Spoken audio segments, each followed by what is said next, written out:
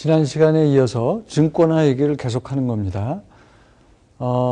모기지 풀을 만들어서 투자은행이 이제 주로 이런 일을 하는데 그냥 똑같이 조각을 똑같이 내서 그 부동산 그 담보대출을 여러 개를 모아서 그게 모기지죠. 풀을 만든 다음에 그냥 단순한 형태의 증권을 발행하면 그게 모기지 패스 스루라고 그랬어요. 모기지 패스 스루인 경우는 디폴트 리스크가 골고루 분배되어 있기 때문에 어떤 모기지 패스 스루 증권을 갖든지 똑같은 정도의 그 디폴트 리스크, 부도 위험을 떠안게 되죠. 반면에 그거를 조금 고객화시켜서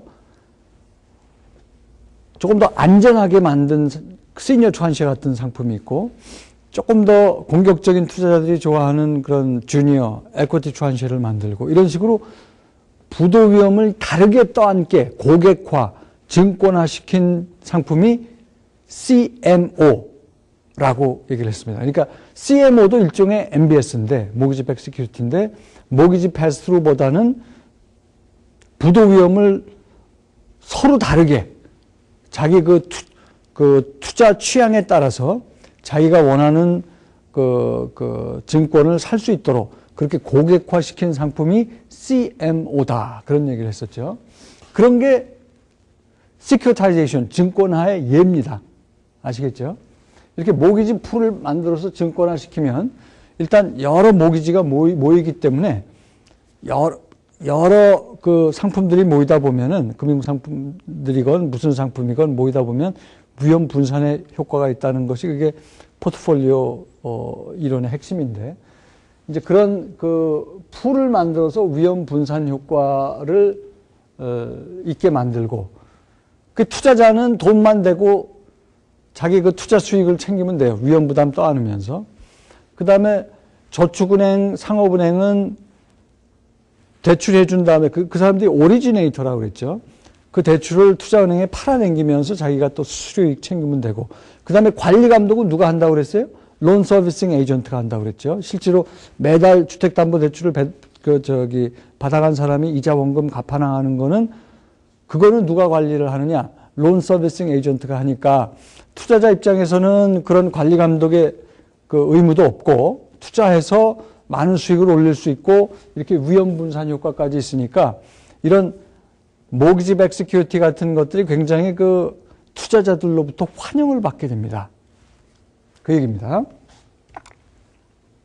근데 이번 금융위기, 서프라임 위기를 통해서 우리가 몰랐던 위험이 숨어 있었구나 하는 사실을 알게 되는 거죠.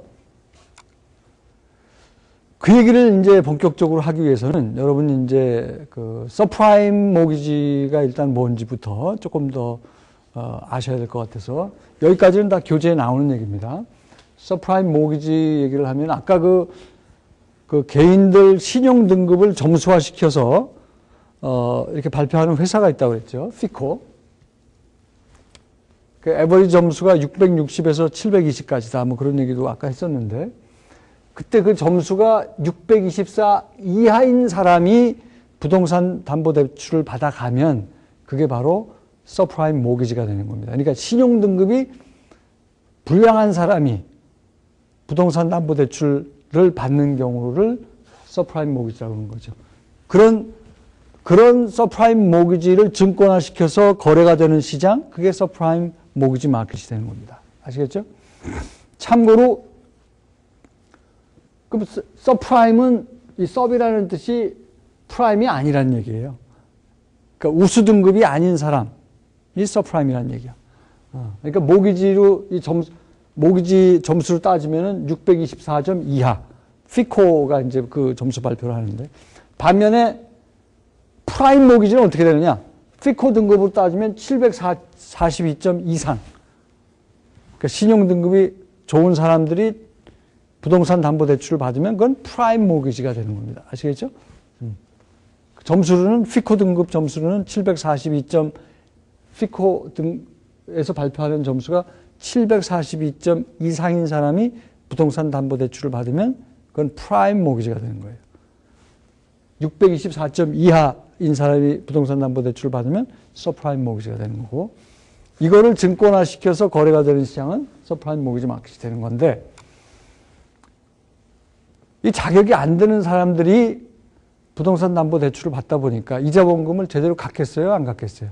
특히 갑자기 중앙은행이 금리를 높이고 경기 상황이 안 좋아지면 일단 이자 원금 못 갚는 사람은 서프라임 모기지로 대출받은 사람들이란 말이죠.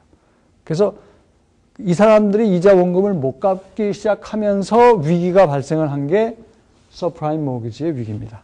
아시겠죠? 그냥 서프라임 크라이시스라고도 하고 서프라임 모기지 크라이시스라고도 하는데 이것이 서프라임 모기지로 시작을 했다가 전 세계 금융위기로, 금융위기는 영어로 크레딧 크라이시스라고 합니다. 서프라임 모기지가 있었고 거기서 위기가 먼저 발생을 했고 이것이 투자은행으로 확산이 되면서 전 세계적인 금융위기로 번지는 그런 사고가 2008년도에 발생을 합니다. 근데 먼저 서프라임 위기부터 이제 하나씩 따져보자고요. 그거를 좀 여러분들이 이해하시기 위해서는 제대로, 여기서부터는 여러분 교재에 없는 내용입니다. 그런데 지금 이 금융위기, 서프라임 위기 설명을 하기 위해서는 뭐 어쩔 수 없이 제가 보완을 해야 되기 때문에 별도로 지금 만들었어요. 일단 섀도우 뱅킹의 의미를 좀 아셔야 되는데 이 섀도우 뱅킹은 우리나라 말로 그림자 금융이죠. 이 얘기는 뉴욕대학교의 루비니 교수, 요새 매스컴에 많이 나오는 분입니다. 그 다음에 프린스턴의 폴 크루그만, 작년도 노벨상 수상자죠. 폴 크루그만 교수. 이런 사람들이 이제 주로 많이 일컫는데, 이카노미스트라는 영국에서 발행하는 유명한 잡지가 먼저 이런 용어를 쓰기 시작했다. 섀도우 뱅킹, 그림자 금융은 여기서 나왔다라고 얘기를 하지만, 뭐 이 세 사람들이 다 이런 쪽 얘기를 많이 주로 한 사람들입니다. 의미는 뭐냐? 섀도우 뱅킹 의미는 투자은행을 주축으로 해서 여기에 헤지펀드, 사모펀드 또는 구조화된 투자회사, 구조화된 투자회사가 뭔지는 좀 이따 설명할게요. 이렇게 이런 주체들이 주로 말하자면은 모기지를 증권화 시키는 데에 주도적인 역할을 한 사람들입니다.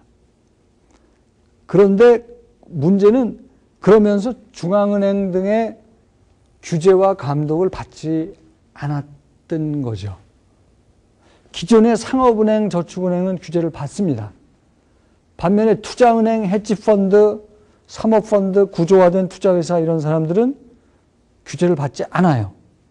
그러면서 과거에 저축은행, 상업은행이 했던 것과 유사한 일들을 하기 때문에 금융은 금융인데 규제를 안 받는다. 그래서 그림자 금융, 영어로는 섀도우 뱅킹이 되는 겁니다. 아시겠죠? 이 섀도우 뱅킹의 특징은 증권화, 시큐리타이제이션과 밀접하게 관련이 되어 있습니다. 그 다음에 이런 과정에서 옛날에 전통적인 상업은행이 대출해주고 대출해준 다음엔 관리 감독 받고 그런 식의 어떤 뱅킹 시스템을 투자자로부터 자금 조달하는 시스템으로 근본적으로 바꿔놨어요. 이거 조금 이따가 이제 이건 여러분들이 설명을 들으면 이제 분명해집니다. 이 과정에서 여러 종류의 장외 파생 상품이